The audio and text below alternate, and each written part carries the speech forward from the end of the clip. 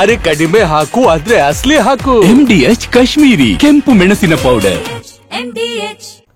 ಇನ್ನು 14 ಉಗ್ರರ ಹೆಸರು ಪಟ್ಟಿ ಮಾಡಿದ ಈಗ ಗುಪ್ತಚರ ಇಲಾಖೆ. ಅದರಲ್ಲಿ ಹಿಜ್ಬುಲ್, ಜೈಷ್, ಲಷ್ಕರ್ ಸಂಘಟನೆಯ ಉಗ್ರರು ಯಾರೆಲ್ಲ ಇದ್ದಾರೆ ಅನ್ನುವಂಥದ್ರ ಬಗ್ಗೆ ಸುಮಾರು 14 ಜನರ ಲಿಸ್ಟ್ ರೆಡಿಯಾಗಿದೆ. ಈ ಪೈಕಿ 8 ಲಷ್ಕರ್ ಎ ತೊಯ್ಬಾ ಉಗ್ರರಿದ್ದಾರೆ. ಜೊತೆಗೆ ಹಿಜ್ಬುಲ್ ಮುಜಾಹಿದ್ದೀನ್ ಅನ್ನುವಂತಹ ಇನ್ನೊಂದು ಉಗ್ರ ಸಂಘಟನೆ ಏನಿದೆಯಲ್ಲ ಅದರಲ್ಲಿ 3 ಜನ ಇರೋರಿದ್ದಾರೆ. ಇನ್ನೊಂದು ಜೈಷ್ ಎ ಮೊಹಮ್ಮದ್, ಅದು ಕೂಡ ಒಂದು ಉಗ್ರ ಸಂಘಟನೆ, ಅದರಲ್ಲೂ ಕೂಡ 3 ಜನ ಉಗ್ರರಿದ್ದಾರೆ. ಒಟ್ಟು 14 ಉಗ್ರರ ಹೆಸರನ್ನ ಈಗ ಗುಪ್ತಚರ ಇಲಾಖೆ ಲಿಸ್ಟ್ ಮಾಡಿದೆ. ಈ 8 ಉಗ್ರರ ಹಿಟ್ ಲಿಸ್ಟ್ ರೆಡಿ ಮಾಡಿದೆ ಕೇಂದ್ರ ಗುಪ್ತಚರ ಇಲಾಖೆ. ಈಗ ಇವರ ಬೇಟೆ ಆಡುವಂತಹ ಸರದಿ.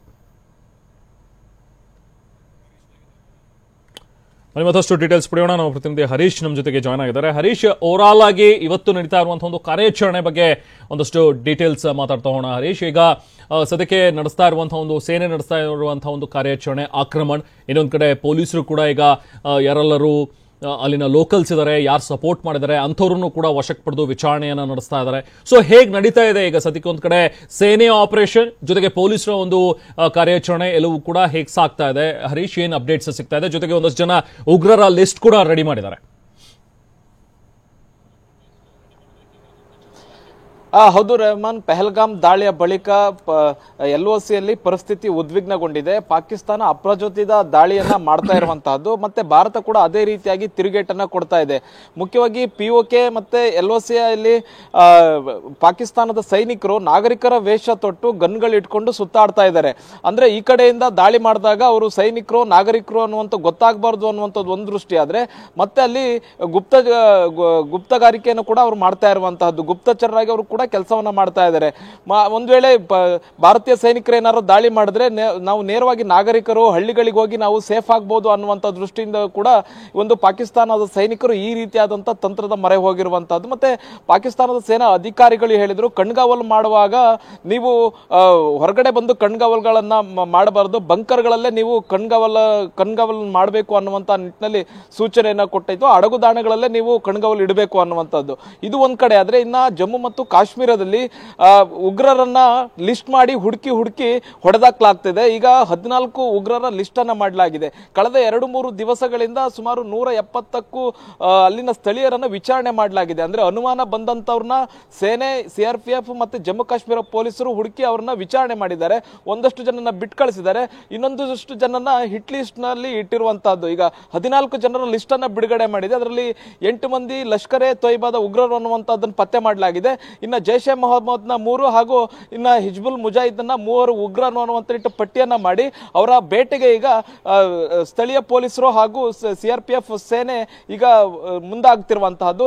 ನಿನ್ನೆ ಮತ್ತೆ ಇವತ್ತಿನ ಇಲ್ಲಿವರೆಗೆ 7 ಮನೆಗಳನ್ನ ಉಡಿಸ್ ಮಾಡಿರುವಂತಹದ್ದು ಸೇನೆ.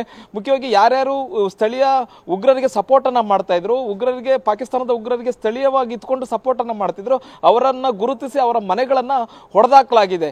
ಇದು ಇನ್ನೊಂದು ರೀತಿಯಾದಂತಹ ಚಟುವಟಿಕೆಗಳು ನಡೀತಾ ಇರೋದು. ಇನ್ನು ಮುಖ್ಯವಾಗಿ ಹಮಾಸ್ ಉಗ್ರರು ಈ ಒಂದು ದಾಳಿಯ ಹಿಂದೆ ಇದ್ರ, ಪಹಲ್ಗಾಮ್ನ ದಾಳಿಯ ಹಿಂದೆ ಇದ್ರ ಅನ್ನುವಂತಹ ಅನುಮಾನ, ಶಂಕೆಗಳು ವ್ಯಕ್ತ ಆಗ್ತಿದೆ. ಮತ್ತೆ ಅಂತಾರಾಷ್ಟ್ರೀಯ ಮಟ್ಟದಲ್ಲೂ ಕೂಡ ಚರ್ಚೆ ಆಗ್ತಾ ಇದೆ. ಇದುವರೆಗಿಂದ ಪಾಕಿಸ್ತಾನದಿಂದ ಬಂದಂತಹ ಉಗ್ರರುಗಳು ಪ್ರವಾಸಿಗರ ಮೇಲೆ ದಾಳಿಯನ್ನ ಮಾಡ್ತಾ ಇರಲಿಲ್ಲ. ಸ್ಥಳೀಯ ಉಗ್ರರು ಕೂಡ ಪ್ರವಾಸಿಗರ ಮೇಲೆ ದಾಳಿ ಮಾಡ್ಲಿಕ್ಕೆ ಅವಕಾಶವನ್ನು ಕೊಡ್ತಾ ಇರಲಿಲ್ಲ. ಪ್ರವಾಸಿಗರ ಮೇಲೆ ದಾಳಿ ಮಾಡಿದ್ದಾರೆ ಅಂತಂದ್ರೆ ಇದು ಹಮಾಸ್ ಶೈಲಿಯ ಒಂದು ದಾಳಿ ಅನ್ನುವಂತ ನಿಟ್ಟಿನಲ್ಲಿ ಕರೆಸ್ಕೊಳ್ತಾ. ಯಾಕೆಂತಂದ್ರೆ ಹಮಾಸ್ನ ಉಗ್ರರು ಕಳೆದ 6 ತಿಂಗಳಿಂದ ಹಿಂದೆ POKಯಲ್ಲಿ ಇದ್ದು ಪಾಕಿಸ್ತಾನದಲ್ಲಿದ್ದು ಅವರು ಟ್ರೈನಿಂಗ್ ಅನ್ನ ಕೊಡ್ತಾ ಇದ್ರು, ಉಗ್ರರಿಗೆ ಟ್ರೈನಿಂಗ್ ಅನ್ನ ಕೊಡ್ತಾ ಇದ್ರು, ಮತ್ತೆ ಪ್ರಚೋದನೆಯನ್ನ ಮಾಡ್ತಾ ಇದ್ರು. ಭಾರತಕ್ಕೆ ನುಗ್ಗಿ ಹೊಡಿಬೇಕು ಅನ್ನುವಂತ ನಿಟ್ಟಿನಲ್ಲಿ ಅವರು ಪ್ರಚೋದನೆಯನ್ನ ಮಾಡ್ತಾ ಇದ್ರು. ಮತ್ತೆ POKಯಲ್ಲಿ ನಡೆದಿದ್ದಂತಹ ಒಂದು ಕಾರ್ಯಕ್ರಮ ಏನಿತ್ತು, ಭಾರತ ವಿರೋಧಿ ಕಾರ್ಯಕ್ರಮ, ಆ ಕಾರ್ಯಕ್ರಮದಲ್ಲಿ ಹಮಾಸ್ ಉಗ್ರರು ಭಾಗಿಯಾಗಿ ಒಂದಷ್ಟು ಪ್ರಚೋದನೆಯನ್ನ ಕೂಡ ಮಾಡಿದ್ರು. ಹಾಗಾಗಿಯೇ ಕಾಶ್ಮೀರಕ್ಕೆ ಬಂದಂತಹ ಭಾರತೀಯ ಪ್ರವಾಸಿಗರನ್ನ ಹೊಡೆದು ಒಂದು ಈ ರೀತಿಯಾದಂತಹ ಕೃತ್ಯ ಎಸಗಿರುವಂತಹದ್ದು. ಇದು ಹಮಾಸ್ನ ಶೈಲಿ ಅನ್ನುವಂತ ನಿಟ್ಟಲ್ಲಿ ಕರೀತಾರೆ. ಇದು ಒಂದ್ ಕಡೆ ಆದ್ರೆ, ಒಂದ್ ಕಡೆ ಗಡಿಯಲ್ಲಿ LOCಯಲ್ಲಿ ಗುಂಡಿನ ಚಕಮಕಿ ನಡೀತಾ ಇದೆ, ಸೇನೆ ಕಾರ್ಯಾಚರಣೆಯನ್ನ ಮಾಡ್ತಾ ಇದೆ. ಇನ್ನೊಂದ್ ಕಡೆ ಗಡಿಯ ಒಳಗಡೆ ಇರತಕ್ಕಂತಹ ಉಗ್ರರು ಯಾರಿದ್ದಾರೆ ಅವರನ್ನ ಹುಡುಕಿ ಸದೆ ಬಡಿಯುವಂತ ಕೆಲಸ ನಡೀತಾ ಇದೆ. Rehman, thank you Harish. MDH ನ ಕಿಚನ್ ಅಲ್ಲಿದ್ರೆ ನಾವು ಎಲ್ಲವನ್ನು ಮಾಡಬಹುದು. ಬೆಂಗನ್ ಕ ಬರ್ತಾ, ಆಲೂ ಗೋಬಿ, ಭಿಂಡಿ ಮಸಾಲಾ, ಇನ್ನೂ ಬಹಳಷ್ಟು. MDH